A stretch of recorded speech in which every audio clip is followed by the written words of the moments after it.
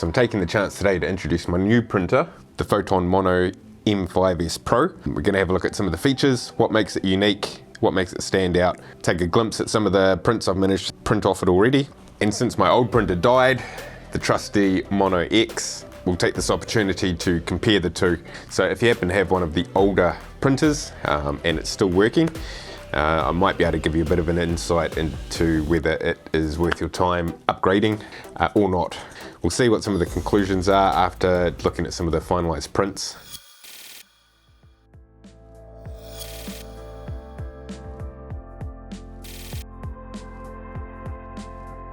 As you can see between the two printers, similar size, they take up a similar footprint on the desk. Slightly bigger build plate on the 5s Pro than the Mono X. This helps, having a little bit of extra length on there and that little bit extra width. Definitely a bigger and better resin vat. Easy plate removal, big knob to take the plate off. It slides on and off pretty easy.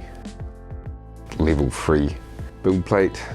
Came with a screen protector for the LED screen, which the Mono X did not. Don't forget with the heater to take the carbon filter out of its package.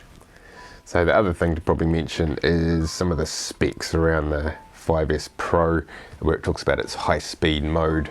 It uses a different slicing parameter than most people printing minis would. So our sort of standard is 0.05mm layers, sort of the average standard that the printers have come out with their specs. So when you look at the Mono X, it is printed with those specs. The high speed specs, they were using a 0.1mm layer height. Bear that into mind if you are comparing some of the speed specifications. At the moment, I tend to use Lychee for my resin prints. Lychee doesn't have a profile for the 5s Pro on there. It's just the Mono 5s, and they seem to be a little bit different. So at the moment I'm using Lychee. I've just adjusted a profile to the right build plate size. I do my model arrangement, checks any repairs on the files in Lychee, and instead of exporting it as a printable file for the Mono X or for the printer, I export it as an STL file, and then I can open it up in the Anycubic Photon slicer. I know it's repaired, supports are done, everything's how I like it, and export it straight from there without any extra tweaking.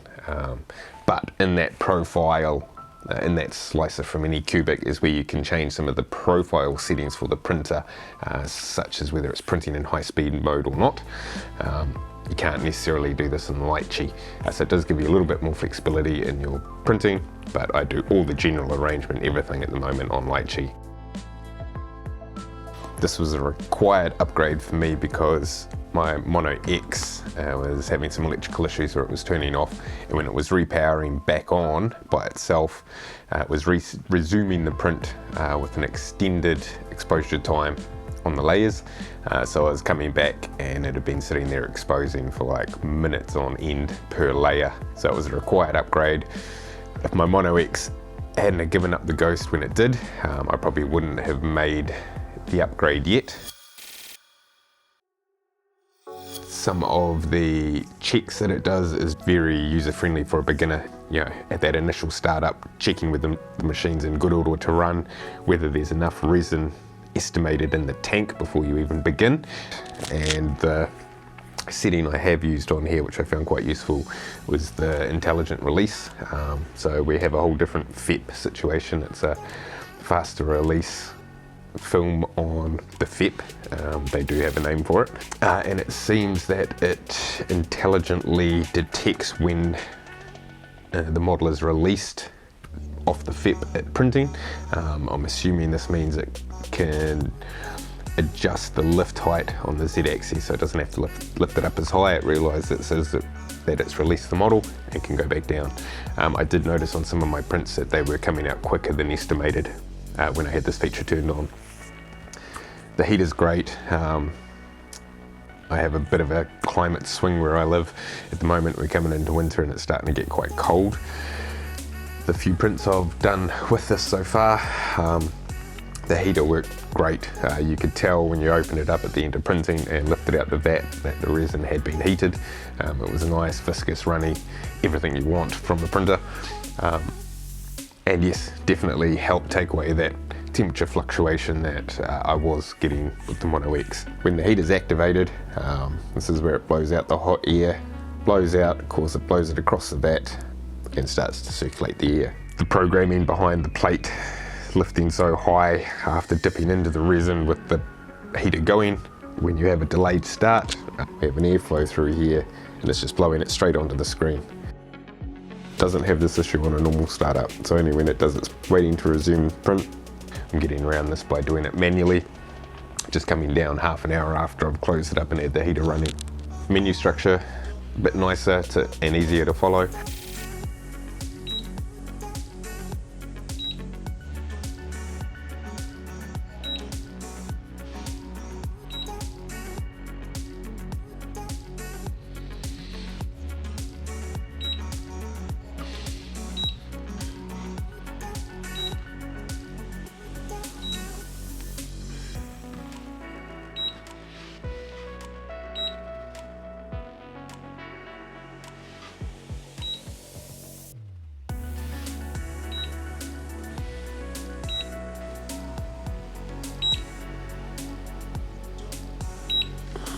And the one thing that I now have with my Cobra 2 and the M5s is they are connected to the app on my phone.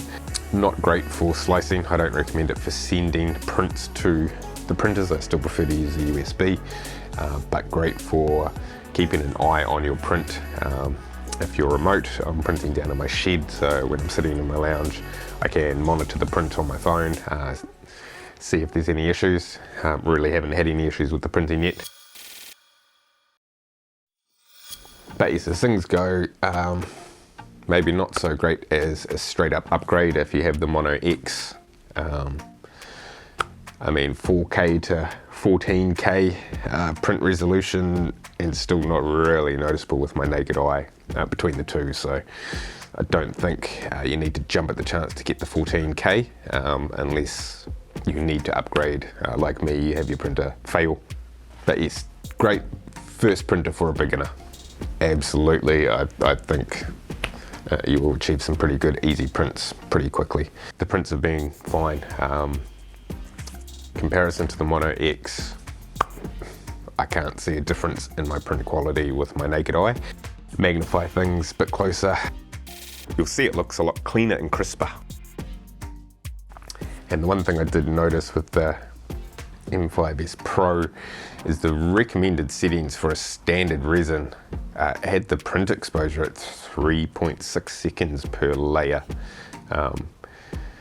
When I first got the Mono X, that was sort of the exposure time I expected with color screens, not mono screens. I adjusted the time down to 2 seconds, and 2 seconds was definitely sweet.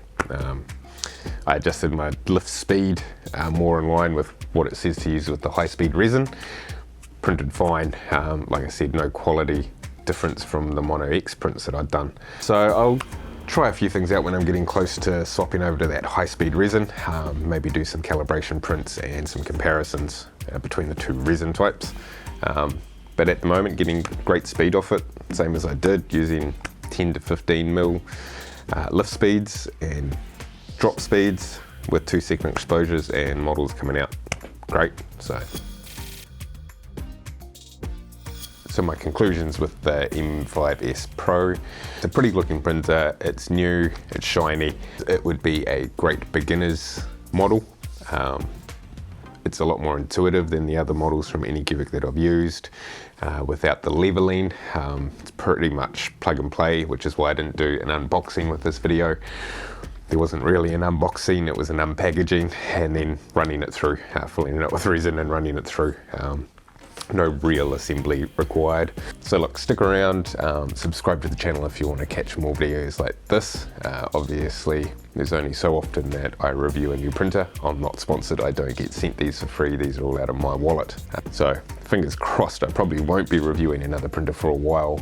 But as always, it's fun to have a play with a new printer, to see how technology has changed. I wasn't really expecting within the last year to have upgraded both my FDM and resin printers.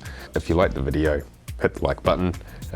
If you enjoy some of this sort of content, hit the subscribe. And if you want to catch the video that includes the model that broke my Mono X, check out this video right here. Take it easy. Cheers.